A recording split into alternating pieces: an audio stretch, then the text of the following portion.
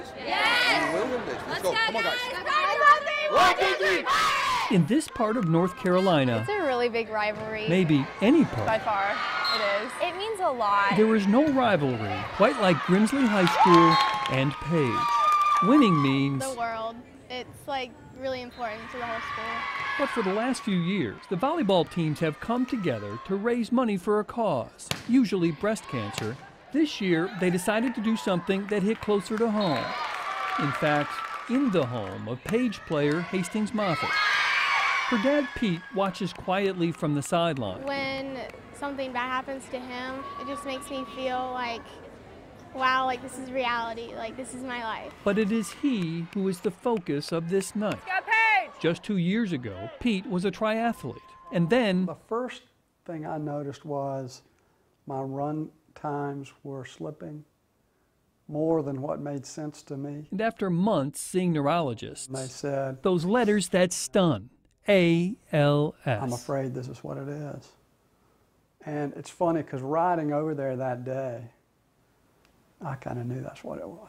When they told their twin daughters, Hastings and Mary Layton, that Dad had a disease named for Lou Gehrig, I honestly didn't really know what it was at first. I know he was like a baseball player, but it's kind of it. The toughest has probably just been seeing him progress. they soon learned his disease is unrelenting. Because my dad is just such a strong person, and he did triathlons, and he would run all the time with me, and it's just kind of hard to see him not running with me anymore.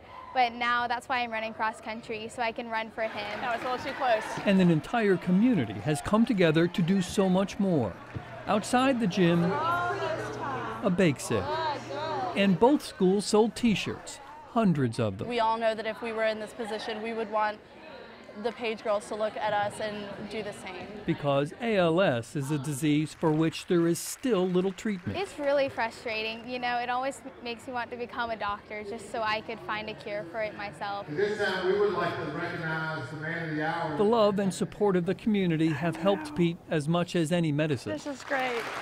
And the nearly $5,000 raised on this night will help with research, but it's research that isn't likely to benefit Pete. It might not be able to help him, but this event is helping everyone be aware of what's going on. What's going on is that there are dads like Pete everywhere whom this disease will keep from letting them walk their daughters down the aisle. I do think about it, actually. I'm just focusing on right now, and you know, when that day comes, I'll figure it out then, but for right now, I'm just focusing on being with my family. We think about 30 days ahead because we're not going to borrow trouble. They will do what they can to live each day well and do their little part to attach as many hearts and minds to the problem in hopes of finding a cure for Pete's sake.